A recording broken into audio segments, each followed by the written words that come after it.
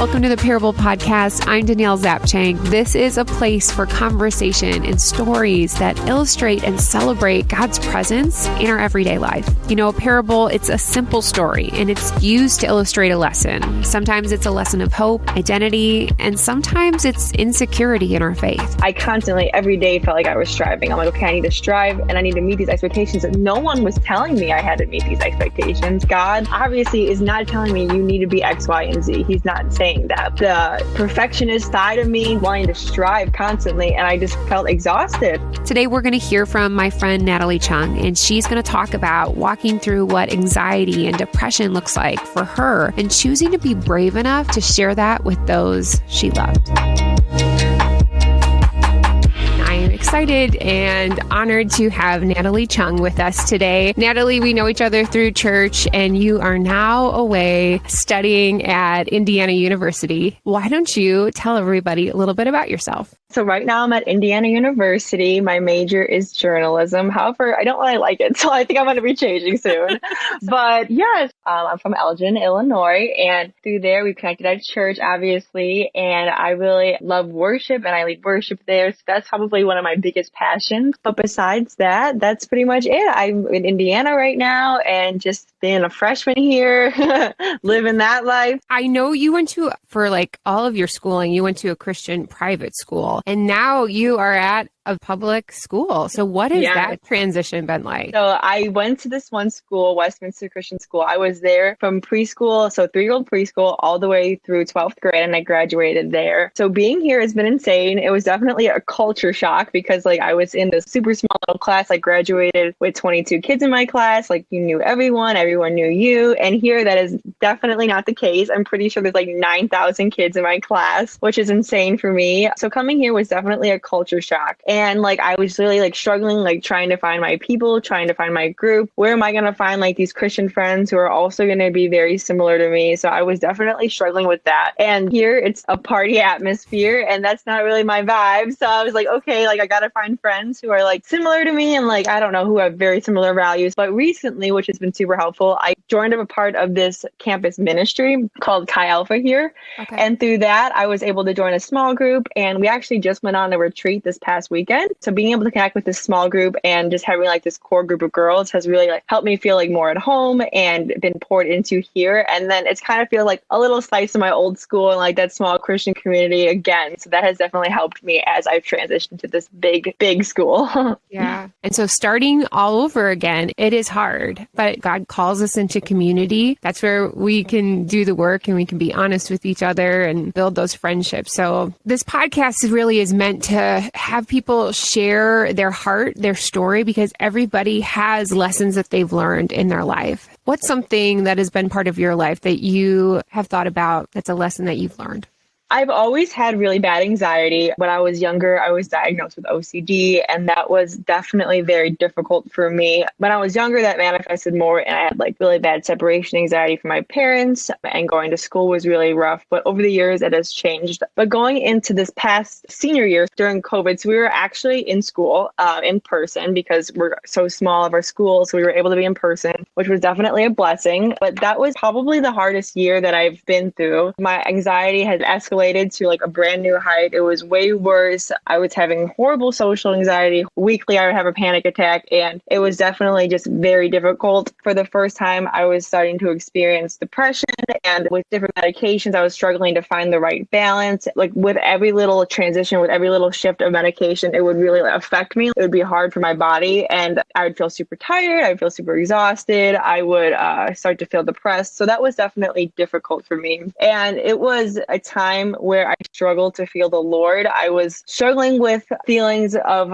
okay, God, like if you really love me, then how are you letting me go through this right now? If you say that you care about me and that you will work everything out for my good, like how is this going to work in your plan? How am I supposed to know that you love me through this? This is a horrible feeling. So as I had mentioned before, like I love worship and stuff like that. And for the first time, I felt like that was very hard for me as I was like, okay, like how do I praise in the midst of this? But all this anxiety anxiety culminated to just feeling super insecure about myself. I felt like I had to match people's expectations. If like people knew me as someone who was put together, I felt like I had to meet those expectations every single day. I felt like if someone knew me as someone who was academically smart or like strive to do that, I felt like I had to be that every single time. I could not fail. So that caused me a lot of anxiety every day. That definitely led to a lot of my panic attacks, I feel like. So that was a difficult time of me having to learn, okay, like my identity is in Christ. It's not in all of these things that I feel like I need to reach. It's not in these expectations I feel like I need to reach. It's not in what my friends think of me. It's not in what my mentors think of me. It's not in any of these things. That was a difficult thing for me to battle along with all of my anxieties. But I was super fortunate. I have a bunch of mentors through my old school that have definitely just come alongside me. They have helped me through like my panic attacks and stuff like that. They've prayed for me. So that was a huge blessing. And having the Lord just show me this is the meaning of the family of God. I hadn't experienced that before this. Looking back, like maybe in the moment I was not totally understanding this, but like looking back, like I felt like the Lord had really taught me this is the family of God. This is what this means. And I'm going to show you my love through it. Even though you might not feel me right now, that does not mean I'm not present. That does not mean I'm not here. And I'm going to show you this through the people and the family of God, and which was primarily through like my mentors and my friends and stuff like that. Natalie, I'm a firstborn. You're the firstborn in your family. I don't know that. I feel it all the time of wanting to do my best and approval. And again, nobody's asking. No one's standing there with a checklist. God's not standing there with a checklist. But yet I just feel that so deeply. And so to have you recognize that at a young age, to be aware of that is beautiful, because I think that it'll help you as you get older. You're able to share that with other people just like you're doing right now. Yeah. So one thing that really stuck with me was one of my mentors, who is also my choir teacher. She definitely poured into me a ton. And one thing that I remember, like it was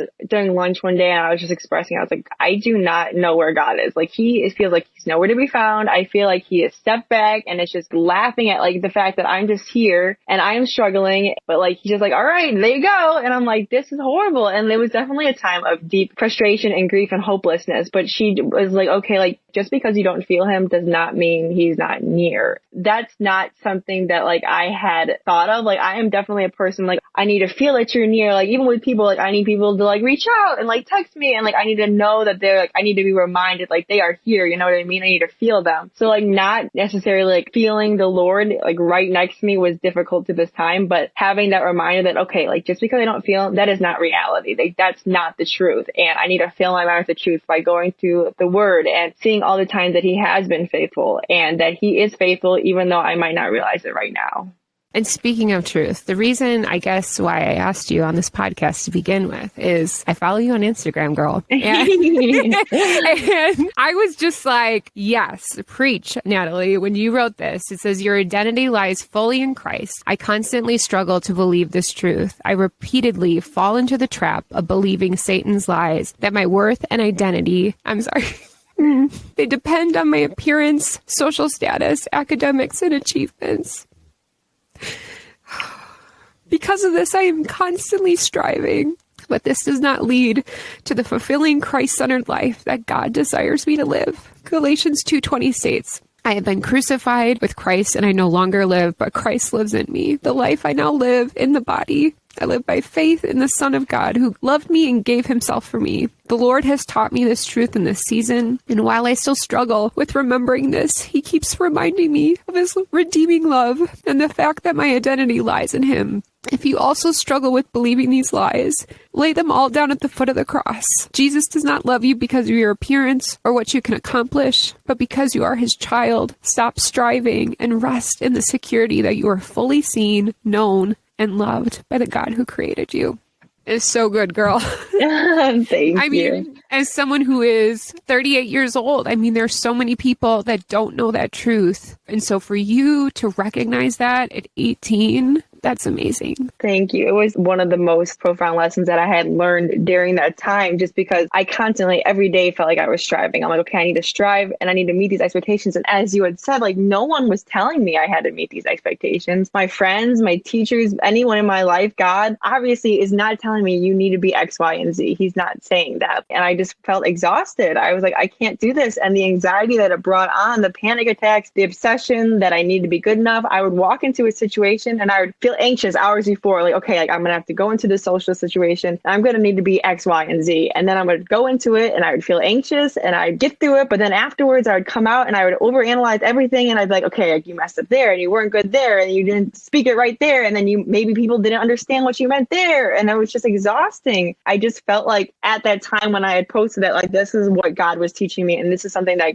I had to share because I felt like the Lord was putting it on my heart. And it was such a difficult lesson to learn. I felt like if anyone else was feeling this way, if I could share that in any way, I just wanted to. Because of that idea of sharing and being vulnerable, has it been hard to do that? Because there's that idea, that facade of we want to be perfect, and so then to break through and share that vulnerability, has that been hard for you to do that? Yes. I had not shared any of my issues with anxiety or OCD at all until it was the very end of sophomore year. Before that, I had felt like you had said, like, I have to meet these expectations. Like, no one can know I'm going through these things. And so that was super difficult. But I realized that I cannot do this alone. God did not create people to do things alone, to go through trials alone. So he has created us to have this family of God to share with and to carry our burdens. So up until sophomore year, I had not shared any of this. Then I had finally opened up to some of my closest friends. And it has really just been through the last 2 years that I've started to open up about this and started to realize that God is not allowing this to me so that I can keep it to myself. Like, if this can help someone else, like, that is definitely what I want to do, because it's not going to be good at all just for me or for anyone else if I just sit here in silence and struggle by myself. Through sharing it, I realized that I should have done this way sooner, because it's really helped me to feel the love of God through other people in the family of God, for sure. So I didn't want to at first. I didn't want to share. It was like, okay, this is my secret. Like, I'm not going to share with anyone. They're going to judge me. They're going to think that I'm just not capable. And being capable was always and is something that I strive for. And that is something that I struggle with. So I was like, okay, I can't have anyone think that I'm impaired in any way or that something like this is going to affect the way I act. Also been struggling this past year with thinking, okay, I don't want to be a burden on anyone. I struggled a lot last year with feeling guilty. I was like, okay, I can't put myself on anyone else. Like, this is too much for me to handle. Like, I can't put myself on my friends, my teachers, my family. I can't do that. That's unfair. But I've really been taught and just been preached truth over and over by my friends and family that this is the reason why the Lord has put the family of God in our lives, to carry each other's burdens. We are not meant to do it alone. And so that has really helped me to fight off the guilt feelings. But that was definitely and is not something that comes naturally. Yeah, vulnerability is hard, especially, if we don't have safe people in our life or we've had experiences that have kind of shaped how we view the world. It is scary to be that vulnerable. So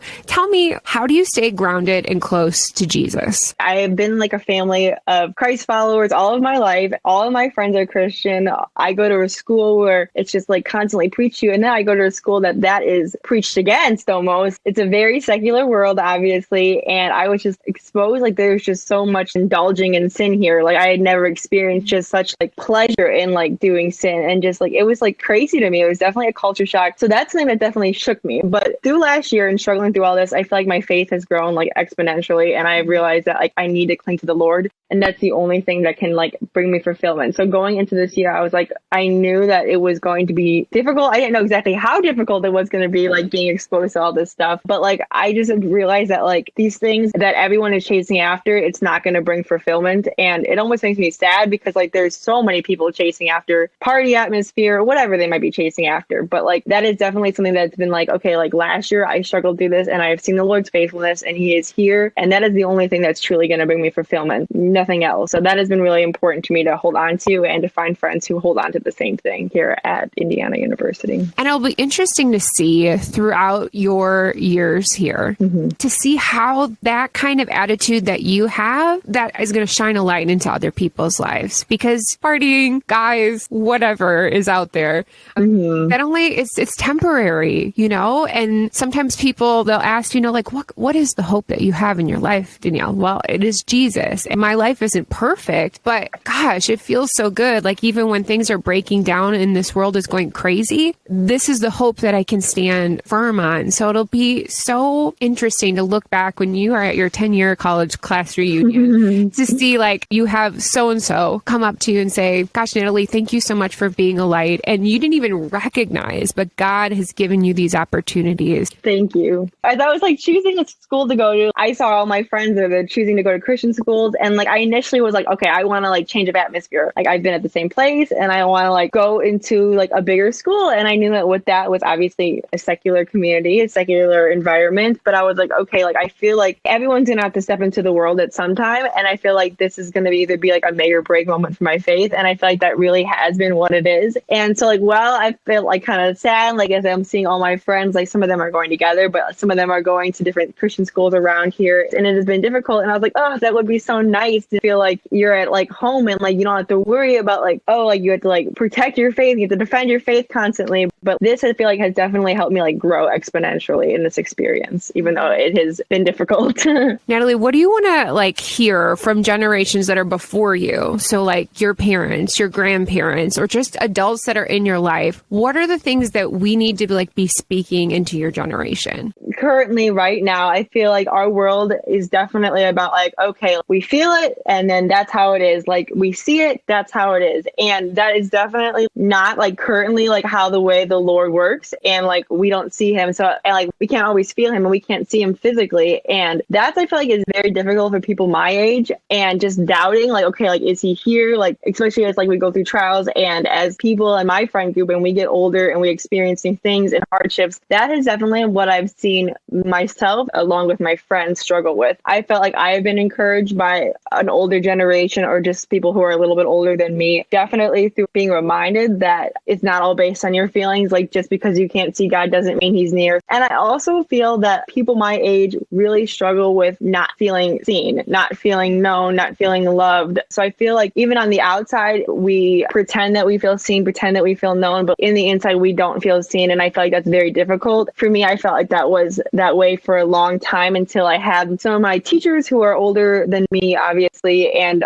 who are also my mentors. They just really poured into me, and not only through their words, but also through their actions, reminding me that I am loved, I am seen, and also that this is not a love that comes from them, but from the Lord. And so it's direct love straight through them to me. That was definitely stuff that helped me from an older generation. Sometimes when I think about like my kids, I think about the women, the men that I meet throughout the day, people at the grocery store. You think, okay, well, they're not really like me. They're not my age. We're not into the same things. But gosh, there's like so many people, what you said, they just want to be seen and they want to be known. How can we love and support each other, even if we don't believe the same things? There's a common connection when we talk about our life and our faith. That's what we need to do, everybody. We need to be intentional about helping others know that they're seen and they're known. Natalie, one last thing. So we talked about mental health already and just like how that's so important. I think for a long time, I shared this once at church that I just thought when somebody said that they are worried, they're stressed, they're depressed, I'm like, okay, well, you just need to pray about it. You just need to like talk to Jesus more. And it's not that. It's not like, oh, you just flip on that prayer switch and it's gone. What has that meant for you, like to kind of be comforted to know that like dealing with mental health is okay? Like this is a part of your life. This is a part of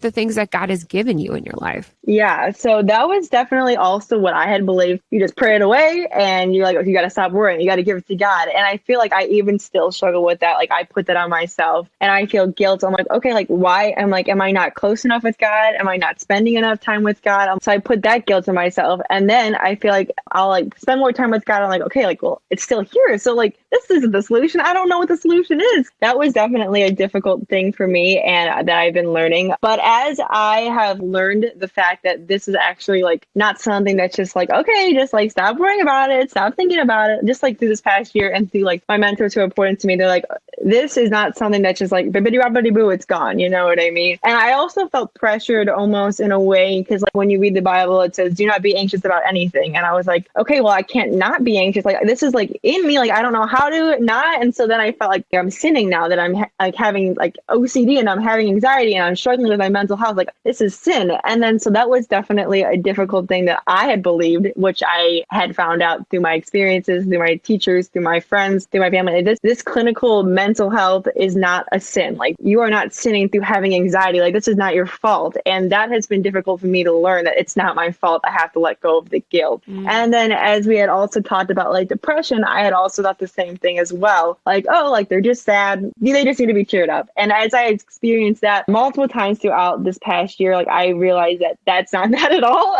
So like that definitely helped me to gain a better understanding. And it's not, depression is not something I deal with as regularly as anxiety. It's usually just comes in waves depending on changes in my medication and stuff like that. And if it's changed too much, but it's definitely like opened my eyes and helped realize other people, like, and have more empathy and sympathy and compassion for other people who do experience depression all the time, because that is brutal. Like, you don't even want to get out. You can't get out of bed. And it's not that you don't want to get out of bed. It's that you physically feel like you can't, like you feel defeated from the moment you wake up. So that has definitely been something that I have learned. And it's not just like, oh, you're feeling sad, like I'll cheer you up type of thing. Oh, smile. You know what I mean? Like, that's not that at all. Well, Natalie, thank you so much for just being vulnerable today and being honest with where you are, and that you can just bring this hope and this joy of what God is doing in your life, when he's going to continue to do while you are at school. Thank you so much for having me. I feel so honored. And as I look back at my story, I was like, I just really wanted to be like, it's not my story, it's what the Lord is working through me. So I feel like that's definitely something important that I really want to emphasize. Thank you so much. I have so much hope for what God is going to do with this next generation. I'm thankful for Natalie and her story. The vulnerability that she shares is beyond her years. And I am so proud of the work that she's done to better understand her anxiety and mental health, and thankful that she recognizes how important that is to her parable story. If you want to dig a little deeper around this topic today, some takeaway questions that I want you to think about or journal about are this. Number one, how can you stop striving and rest in the security of God who created you? And number two, what is one way that you can share with maybe someone younger in your life that needs that reminder that they are seen and known? If you have any questions or you want more information about today's episode with Natalie, you can find the show notes over at daniellezapchenk.com. I'd love to connect with you more. So you can find me hanging out on Instagram or Facebook. It's at Danielle Zapchenk or daniellezapchenk.com. So if you're not familiar, it's Zapchenk. That'll do it for today. Thank you for listening. Remember, your parable, it showcases your identity in Christ. I'll see you next week on the Parable Podcast.